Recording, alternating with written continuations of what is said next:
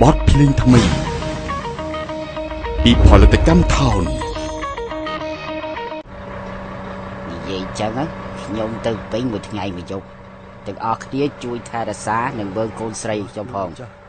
បើសិនជាមានរឿងអីឬក៏សម្ោចវាលើតែបន្តិចច្បាស់ជាងាប់មិនខានទេខ្ញុំទៅហើយទៅមែនតើដែរទៅហើយ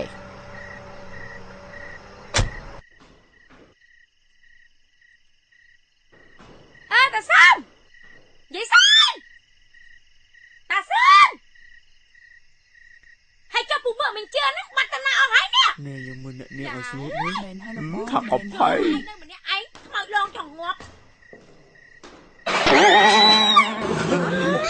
ក៏សម្ោចវាលើតែបន្តិចច្បាស់ជាងាប់មិនខានទេ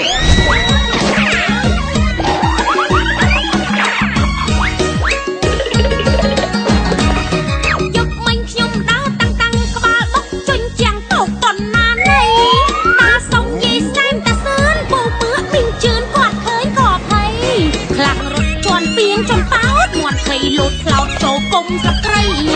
គេរត់កាន់ដកបន្លៃបិទមួយរាត្រីពេញក្បាលខ្ញុំហើយព្រឹកនេះតែខ្ញុំចង់ឲ្យលោកគ្រូពេទ្យពិនិត្យត្រង់បោកផងមើលចោះពកប៉ុណ្ណាណីតែមិនជាអ្វីទាល់តែចាក់ឆ្នាំតែខ្ញុំអស់មកជុលតូចហើយសល់តែមកជុលធំខ្ញុំចាក់ទៅទ្រាំឆ្នាំនេះចាក់ឆាប់ជាណាស់មិនមែនបោះប្រាំងតែប្រកែគួសមចាក់ចោខ្ញុំទ្រាំឲ្យតែឆាប់ជាខ្ញុំយល់ព្រមអូយឈឺពកម្ល៉េះលោកគ្រូអូយឈឺពកម្ល៉េះលោកគ្រូបាញ់ចំណាំកុំយកទ្រាំមិនបានទេអូយឈឺពកម្ល៉េះលោកគ្រូអូយឈឺពកម្ល៉េះលោកគ្រូបាញ់ចំណាំកុំយកទ្រាំមិនបានទេចាក់តិចសោះស្អែកឈឺប្រយ័ត្នគេលឺគិតដល់ណាណី